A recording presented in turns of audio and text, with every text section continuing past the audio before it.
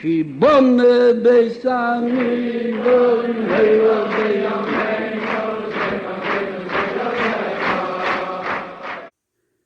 Olá, gente. Shalom, shalom a todos. Estamos iniciando mais o estudo diário das 7 leis. Hoje, 12 de maio de 2022, dia 11 do mês de Iyar do ano de 5.782 da criação. Nós estamos em mais um dia na contagem do Homer. Na contagem do Homer de hoje, nós estamos no 26. Hoje perfazem 26 dias desde a contagem do Homer. E hoje nós estamos no estudo diário das 7 leis, chegando na leitura do Guia Beninoa na página de número 25. Nós estamos na página 25, que começamos ontem, abordando o capítulo 4 do Guia, no qual ele aborda o conceito do Ger Toshav. E hoje mais uma pergunta relacionada a esse assunto. Quando é válida a condição de Ger Toshav? Para quem não sabe, o Ger Toshav, ele tinha uma data específica, ele tinha uma época específica para que o mesmo pudesse ocorrer, e a condição do Ger Toshav, explica o Guia Beninoa, baseado na fonte que fala sobre o jubileu, que somente é vigente quando o povo judeu habita na terra de Israel, como diz o versículo, e proclamarão liberdade para todos seus habitantes. Levítico 25:10. O Maimônides explica isso também nas leis do ano sabático e do jubileu, no capítulo 10:8. E aqui o guia registra todas essas fontes de forma bem precisa e diz o Guia Beninoa que a condição do Ger Toshav é válida somente quando a contagem do jubileu no 50º ano da contagem sabática, quando isso está vigente. Isto aconteceu após a conquista da terra de Israel pelo povo judeu através de Josué. Então, existe uma época específica, uma data específica, quando Josué entrou para a terra prometida. Então, quando Israel tomou posse da herança que Hashem o deu, o que aconteceu naquela época foi que realmente foi possível o ano dessa contagem estar vigente e as pessoas, os cananeus que se renderam, os cananeus que se renderam e que renunciaram todas as suas idolatrias, puderam fazer esse pacto diante do tribunal da época. Isso foi o que ocorreu quando da tomada da terra de Canaã, então, pelos Benei Israel, pelos filhos de Israel.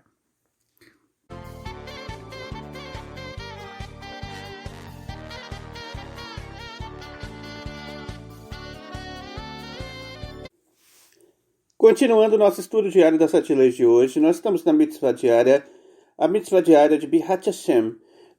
Nessa mitzvah diária, a Birat Hashem, ou seja, abençoar Hashem, bendizer Hashem. Nós já explicamos que nós falamos Birat Hashem como uma forma de eufemismo, Para nós não podemos falar nenhum nome que não seja apropriado para com Hashem, ou seja, nomes que levam nomes de blasfêmia, essas coisas. Então nós falamos abençoar Hashem.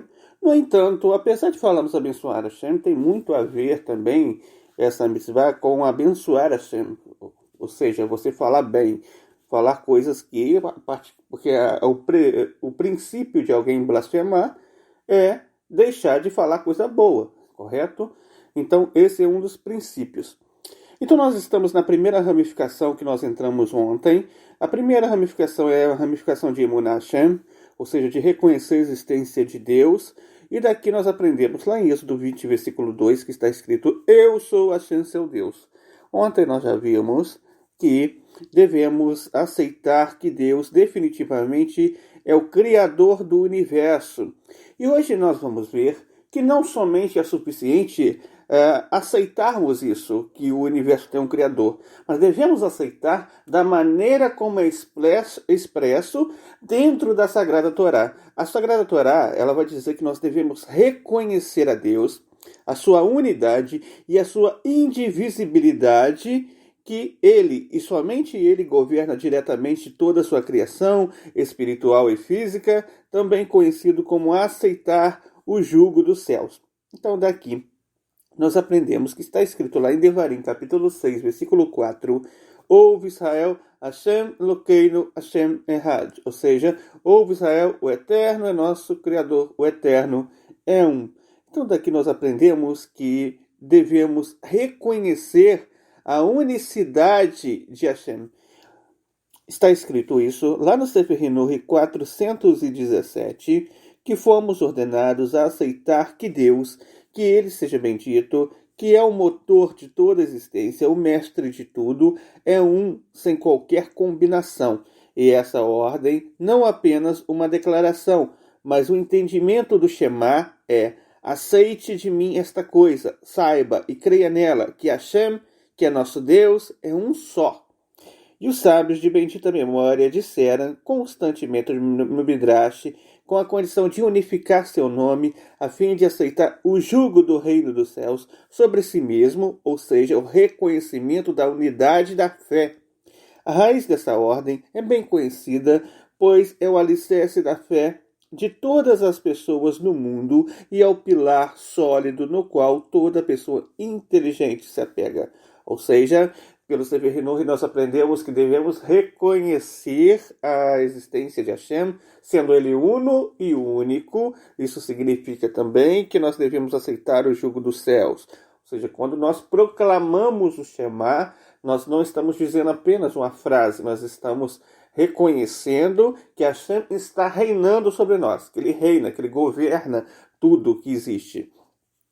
O reconhecimento da unicidade de Hashem pelos não-judeus, ou seja, pelos Bnei Noach, é o cumprimento de Sofônias, capítulo 3, versículo 9.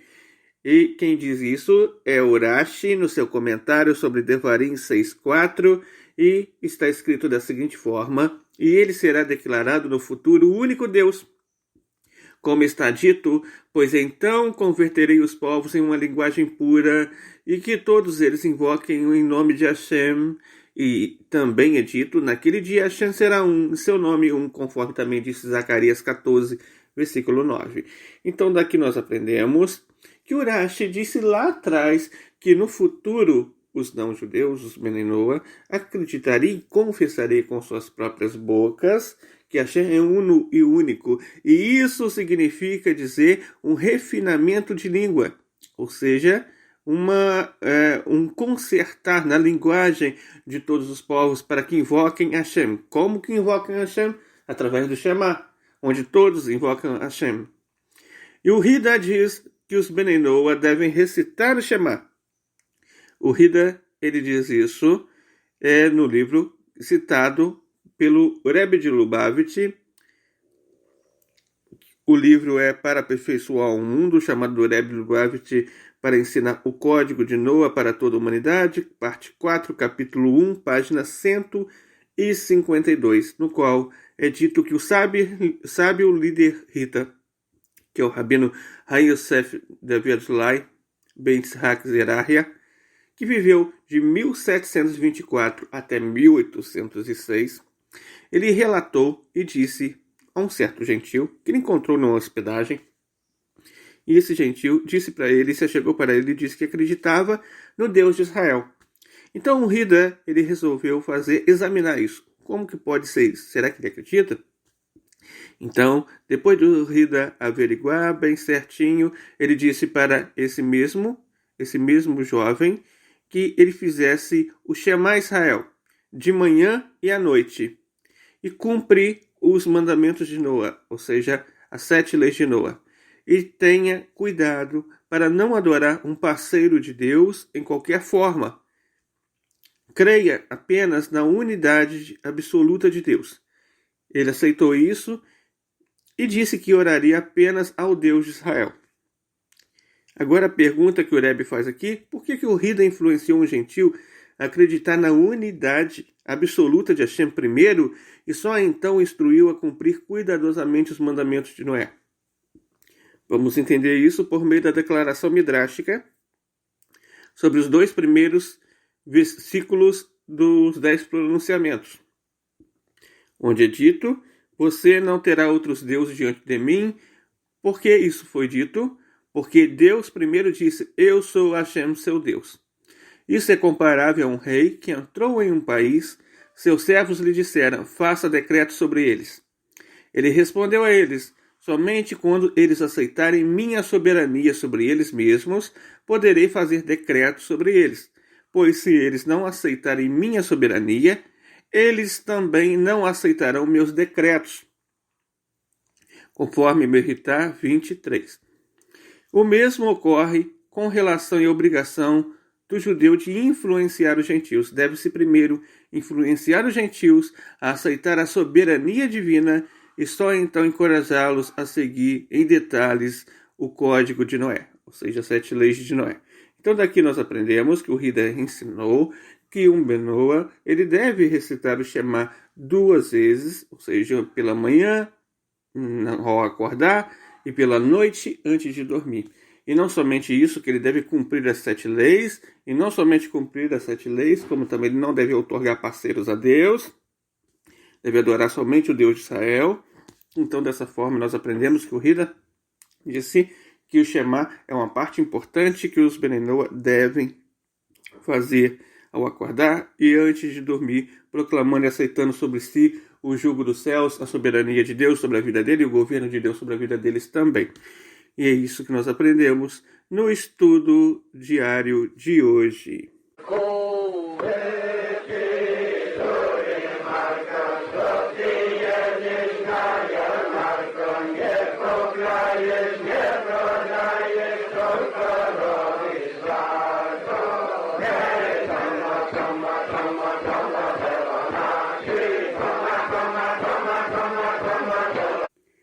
Então, gente, esse foi o estudo diário das 7 leis do dia 11 do mês de Iyar do ano de 5.782, no qual nós aprendemos que existe uma condição para o Get-Toshav ser considerado Get-Toshav diante de um tribunal. É necessário que esteja vigente o ano do jubileu.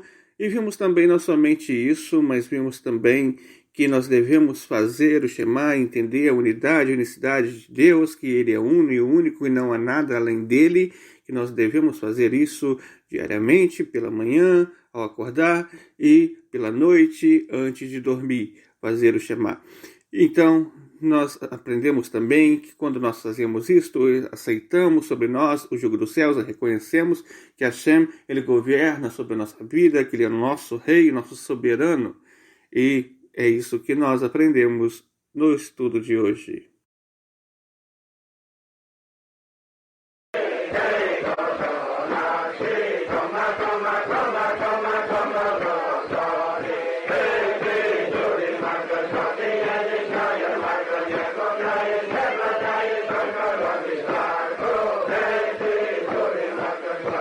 This